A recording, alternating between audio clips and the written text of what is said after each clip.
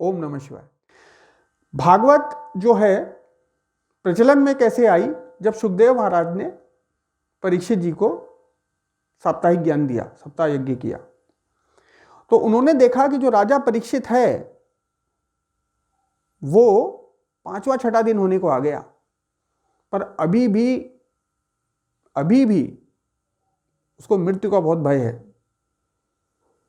तिथि निश्चित है, तक्षक ने काटना है, उसको जाना है। भागवत क्यों सुनाई जा रही है? उसके लिए कृपा निश्चित है, यह भी उसको पता है, क्योंकि भागवत सुन के जा रहा है, पर फिर भी वो डर रहा है कि मृत्यु आ रही है। तो बीच में रुक के सुखदेव महाराज ने भागवत को एक कथा से जोड़ा, एक दृष्टांत से जोड़ा। शायद मैंने आपको 4-5 साल पहले कभी, क्योंकि मेरी बहुत प्रिय कथा है तो मैंने ग्रुप पे लिखी जरूर होगी, ऐसी मेरी मान्यता है, लेकिन क्योंकि यह प्रसंग है तो मैं ले लेता हूं इसको। जब देखा सुखदेव महाराज ने कि परीक्षित जो है वो डर रहा है, अभी भी 5-6 दिन होने को आ गए भागवत के, इसका डर खत्म नहीं हो रहा, तो सुखदेव महाराज उसको एक कथा सुनाते। वो कहते हैं एक राजा था, एक सम्राट था। वो सम्राट शिकार करने गया। जब वो शिकार करने गया तो शिकार करते करते उसको काफी देर हो गई, रात हो गई। रात में उसको रास्ता भी भूल गया, अंधेरा भी हो गया, अकेला था। तो उसने सोचा कहीं आश्रय मिल जाए, रात कट जाए उसकी। इधर उधर भटक रहा था।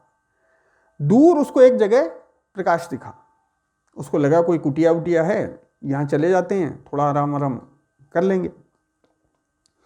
जैसे जैसे उस कुटिया के पास आता गया, उसको वातावरण में बहुत ज़्यादा दुर्गंध अनुभव आने लगी। खैर, उसको और कोई चारा नहीं था, उसने वो दरवाज़ा कुटिया का खोल दिया। खोलते ही इतनी दुर्गंध, एक अपंग आदमी वहाँ पे बिस्तर पे पड़ा हुआ था। वो वहीं मलमूत्र कर देता था, उसको साधन नहीं थे ज़्यादा। और खाने के लिए उसने क्या व्यवस्था की हुई थी, शायद कोई आता होगा रिश्तेदार दूर दराज से, महीने 1.5 महीने, तो मांस के टुकड़े उसने वहीं लटका रखे थे। जब उसको भूख लगती थी तो वहीं से खींच के खा ले। पूरा जो वातावरण था बहुत दुर्गंधित था। राजा सोच रहा था मैं कहाँ फंस गया, पर राजा के पास कोई भी चारा नहीं था कि वो क्या करता। अब उसको जो है ये स्थान ही मिला है और कहीं उसको रात गुजारने के अलावा कोई चारा नहीं था। उसने उस विकलांग व्यक्ति से, उस अपंग व्यक्ति से ये कहा कि मैं एक रात यहाँ पे रुकना चाहता हूँ। उस विकलांग व्यक्ति ने उसको कहा नहीं नहीं, मैं नहीं रुकने दूंगा। अरे ये मेरा इतना सुंदर घर है, यहाँ जो आता है वो आके चाहता है कि मैं यहीं रुक जाऊं, जाना नहीं चाहता। राजा सोचता है क्या आदमी है, मेरे पास इतनी संपत्ति है, मेरा महल इतना सुगंधित है, मैं यहाँ क्यों रहूँगा, मन में सोच रहा था वो। फिर उसने रिक्वेस्ट की कि उसके पास कोई चारा नहीं था, कोई जंगली जानवर खा लेगा उसको। उसने फिर कहा अरे मैं रात में रुक जाता हूँ, सुबेरे तुम्हारे उठने से पहले मैं चला जाऊँगा, मैं यहाँ नहीं रुकूंगा। विकलांग फिर भी नहीं माना। बहुत रिक्वेस्ट की उसने, तब जाके विकलांग ने कहा कि प्रातःकाल ब्रह्म मुहूर्त में 4 बजे तुम चले जाना, 6 बजे मेरी नींद खुलती है, तुम मुझे दिखना नहीं यहाँ पे, क्योंकि यहाँ जो आता है वो जाने की नहीं करता, वो कहता है मैं यहीं रह जाऊँ। सुबह वो विकलांग उठा, उसने देखा राजा तो सो रहा है, 6 बज गए, तो उसको बड़ा गुस्सा आया। उसने चिल्लाना शुरू कर दिया राजा के ऊपर कि तुम गए क्यों नहीं, तुमने तो कहा था मैं 4 बजे चला जाऊंगा। तो वो राजा कहता है, ध्यान दीजिएगा कथा का सूत्र है ये।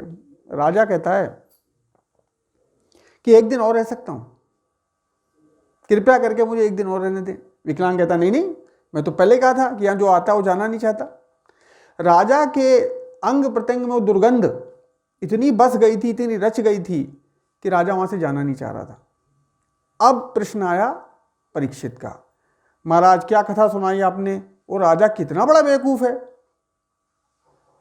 जहां मल की दुर्गंध है, मूत्र की दुर्गंध है, मांस की दुर्गंध है, वहां रहना चाहता है। वो तो राजा है, उसको क्या पड़ी है, उसके लिए तो राजपद है, वो क्यों रुकना चाहता है वहां पर। ये सबके दिमाग में प्रश्न आया ना। तो सुखदेव कहते हैं वो राजा कोई और नहीं तुम हो, तुम्हारे लिए अभय पद है, तुम भागवत सुन के जा रहे हो, फिर भी तुम इस मल मूत्र की कोठरी में, इस देह में रहना चाहते हो, इस दुर्गंध में तुम रहना चाहते हो।